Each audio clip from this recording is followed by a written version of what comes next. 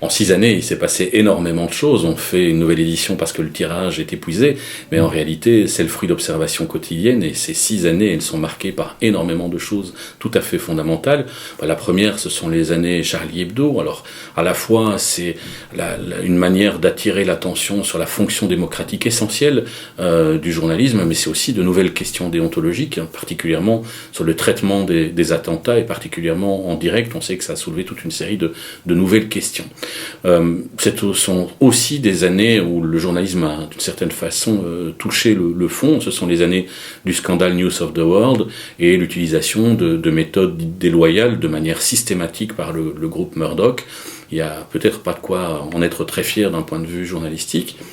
D'un autre point de vue, ce sont des années de réinvention totale. Ce sont les années où on voit que les rédactions commencent à se saisir de Facebook notamment, de recherche de nouvelles manières de fonctionner avec le public. Et de ce point de vue-là, c'est tout à fait passionnant, mais ça soulève de nouvelles questions, et particulièrement une nouvelle technologie. Ces dernières années, c'est l'émergence des lanceurs d'alerte, en tout cas des lanceurs d'alerte avec des puissances inédites dues aux capacités des nouvelles technologies.